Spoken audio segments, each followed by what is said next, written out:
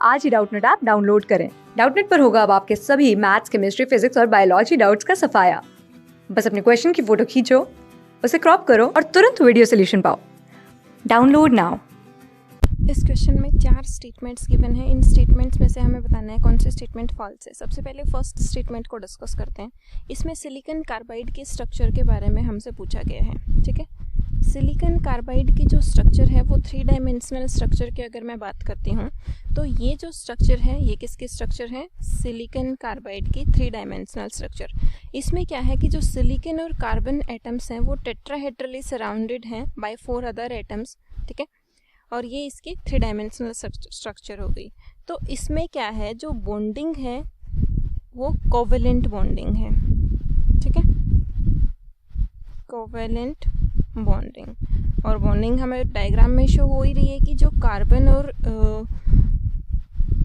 Silicon atoms हैं वो tetrahedrally bonded हैं, टेट्राहेड्रली सराउंडेड हैं बाय 4 अदर एटम्स। क्लियर? अगर देखिए इसकी अगर मैं बात करती हूँ तो ये जो एटम है ये 4 अदर एटम से सराउंडेड है, 1 2 3 4। इसी तरीके से इसकी अगर मैं बात करती हूँ तो ये एटम भी 4 अदर एटम से सराउंडेड है, 1 2 3 4। ठीक है, तो ये जो स्टेटमेंट हो गई फर्स्ट स्टेटमेंट, ये तो करेक्ट है। और सिलिकॉन कार्बाइड के स्ट्रक्चर के बारे में अगर हम और डिटेल्ड स्टडी करते हैं तो ये हमने बोला कि इसमें कोवेलेंट बॉन्डिंग होती है। और कोवेलेंट बॉन्डिंग क्या होती है? स्ट्रॉन्ग बॉन्डिंग होती है। ठीक है, और इसके सिमिलर अगर स्ट्रक्चर के बारे में हम बात करें तो बोरोन नाइट्राइड की जो स्ट्रक्चर है वो भी सिलिकॉन कार्बाइड के सिमिलर है। और साथ में अगर मैं क्वार्ट्ज की बात करती हूँ यानी कि सिलिकॉन डाइऑक्साइड, ये क्या है? इनकी सिमिलर स्ट्रक्चर। सिमिलर स्ट्रक्चर किसके सिमिलर? सिलिकॉन कार्बाइड के।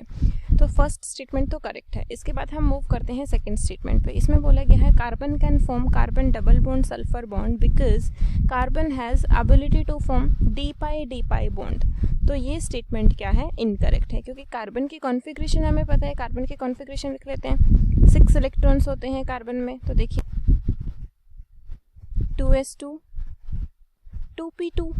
तो कार्बन में तो जो लास्ट इलेक्ट्रॉन एंटर हुआ है वो p ऑर्बिटल में एंटर हुआ है। तो यहाँ पे जो बॉन्डिंग है वो p पाई बॉन्डिंग बना सकता है कार्बन। और सल्फर के साथ क्या बन सकता है? सल्फर में इलेक्ट्रॉनिक नंबर कितना होता है सल्फर का? 16। तो सल्फर की कॉन्फ़िगरेशन भी देख लेते हैं हम।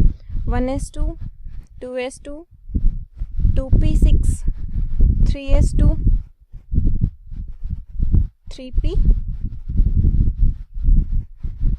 3p4। तो ये कॉन्फ़िगरेशन हो गई हमारे पास सल्फर की। तो कार्बन की जो बॉन्ड फॉर्मेशन की टेंडेंसी है, कार्बन कौन सा बॉन्ड फॉर्म कर सकता है? p पाई बॉन्ड फॉर्म होगा सल्फर के साथ, ना कि d पाई। तो ये स्टेटमेंट क्या हो गई? रॉन्ग हो गई। और फॉल्स स्टेटमेंट के बारे में ही हमसे पूछा गया था, तो आंसर तो मिल गया हमें ऑप्शन 2। इसके बाद फर्दर ऑप्शंस भी चेक कर लेते हैं। इसके बाद क्या बोला गया है कि जो बोरोन नाइट्राइड है उसकी स्ट्रक्चर सिमिलर है ग्रेफाइट के। तो हमें पता है कि जो ग्रेफाइट है, ग्रेफाइट की स्ट्रक्चर किस तरीके से होती है? इसमें हेक्सागोनल रिंग्स होती हैं। ठीक है, हेक्सागोनल रिंग्स की लेयर होती है। तो ये हो गई हमारे पास ग्रेफाइट की स्ट्रक्चर। इसमें कोवेलेंट बॉन्ड भी होता है और वंडर वाल फोर्सेज ऑफ अट्रैक्शन भी होता है। ठीक है, तो ग्रेफाइट की स्ट्रक्चर के सिमिलर क्या होता है?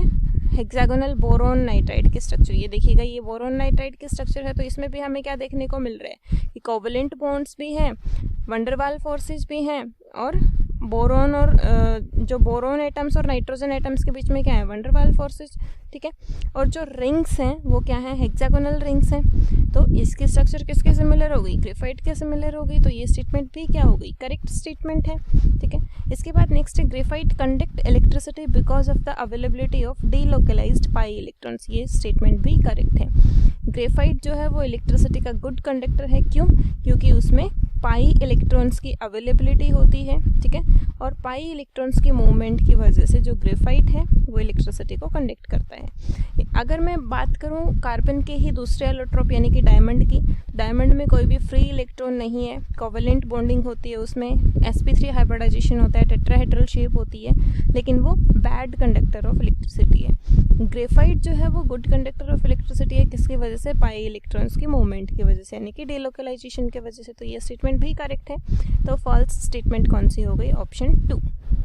और इस ऑप्शन में जो हम बात कर रहे थे बॉन्डिंग की, तो सल्फर के पास जो है, सल्फर की कॉन्फ़िगरेशन तो हमने देख ली थी 3p6, लेकिन इसके पास क्या है? Vacant 3d orbitals, vacant 3d orbitals. ठीक है, तो सल्फर की जो टेंडेंसी है वो डी पाई बॉन्ड्स बनाने की भी है, तो यहाँ पे बॉन्ड कार्बन और सल्फर के बीच कौन सा बनेगा, पी पाई डी पाई बॉन्ड, ना कि डी पाई, क्योंकि कार्बन के पास तो अवेलेबिलिटी नहीं है डी ऑर्बिटल्स की, 3d ऑर्बिटल्स की, ठीक है।